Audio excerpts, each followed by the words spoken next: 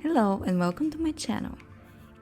It is a space where we share thoughts and reflections about things that perhaps shouldn't be taken at face value. So let's explore different ideas together. The topic of today is aesthetic versus authenticity. And no, this will not be another conversation about aesthetics, not even about consumerism. In a capitalistic universe where you can be anything, a quick example would be the ballerina aesthetic. While it can cost a lot to look that way, it takes 8 to 10 years to become a professional ballet dancer.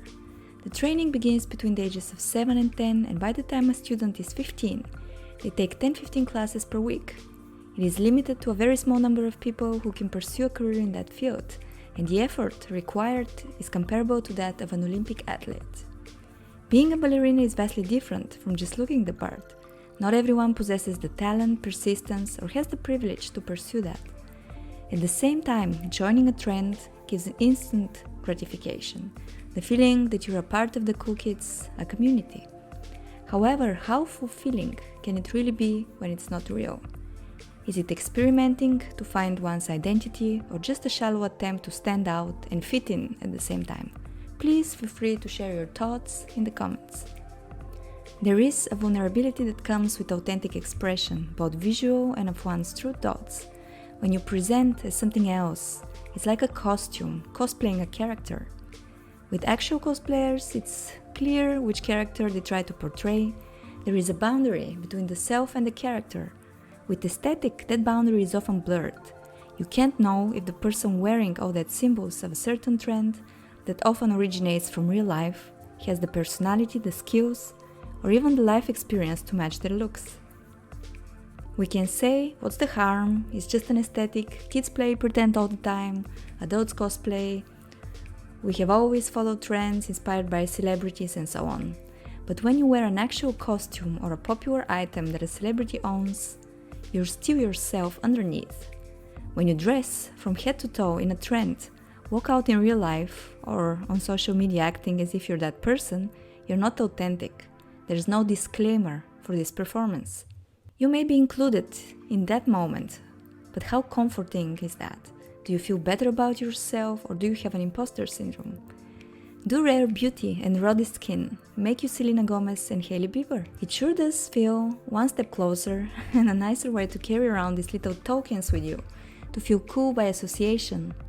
The boost of confidence is temporary because there will always be someone who wears the aesthetic better, who has the money, time and talent to represent it in a more refined way. Almost every time a celebrity we love comes forward with a monetizable way to share their social capital, we eat it up. We want their charisma and perceived value to rub off on us. Hiding behind an aesthetic is rewarding on the outside. Also, the stakes are low because any criticism you might face is directed towards the image.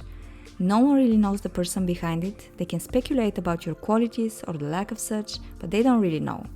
Are you ignorant or someone who wants a quick reward in the hierarchy created by social media?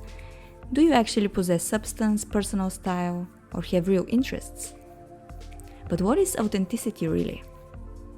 According to an article in Frontiers in Psychology titled The Essence of Authenticity, it is defined as consistency, the congruous relationship between the entity's external characteristics and its internal values, between an entity and its social norms. The research describes authenticity as not a static concept, but as a developmental process, a subject to change.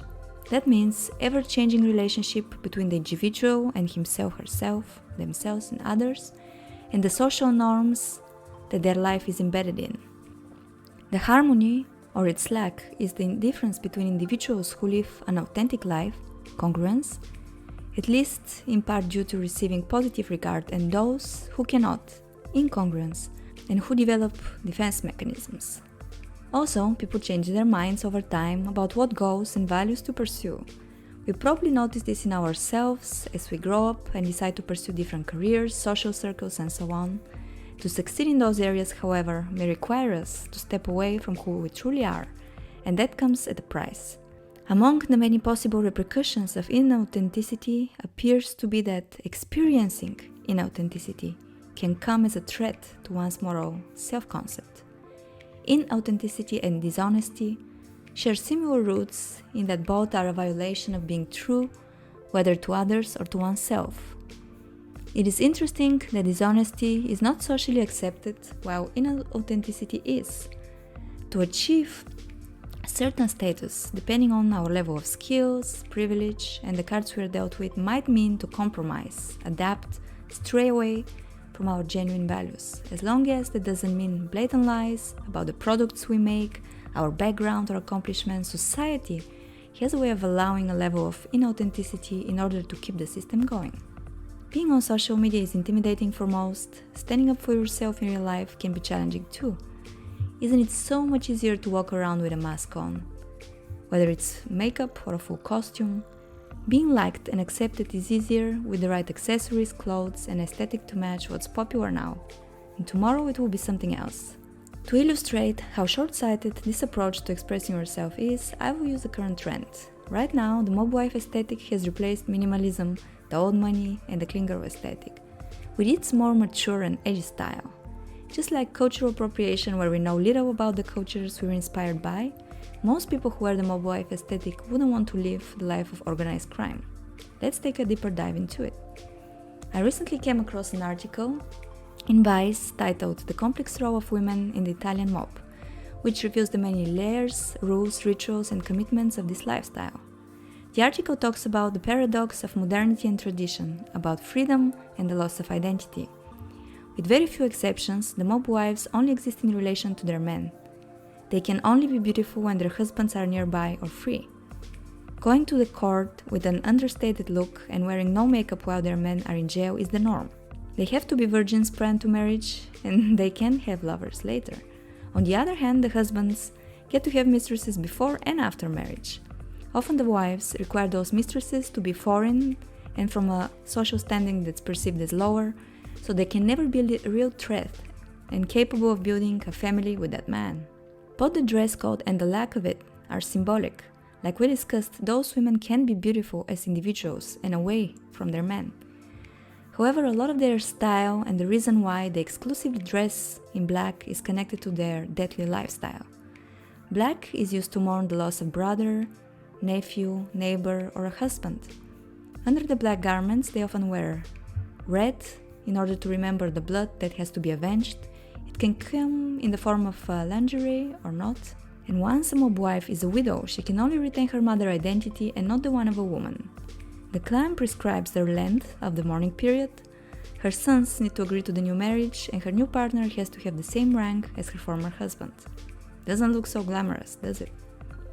Taking into account the latest conversations about the centering man, the mob wife doesn't seem like a very independent female role model.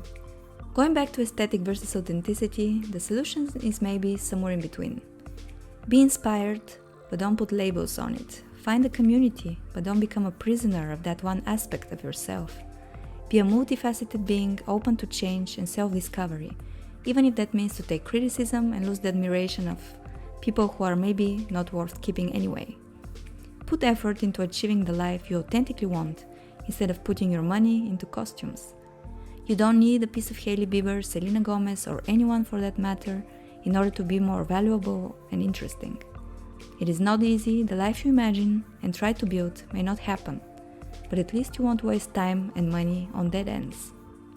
Aesthetics is where authenticity takes a break or eventually dies. Personally, I resonated with Leo Skepi and what he mentioned in one of his latest podcast episodes when he was talking about LA. Some people need to stand on something, their money, accomplishments, followers, to be confident and to feel deserving of being in the room. None of that is necessary, and while there is time and place for those interactions, if you want to be valued for who you are, not how you look and what you have, then you can't lead with those aspects of yourself. That will only attract people who value just that, but at the end of the day, it's your choice. We do live in a society that claims to want authenticity, but more often than not, it rewards inauthenticity, especially on social media and especially in its most shallow forms. Thank you so much for watching. For more, please like and subscribe.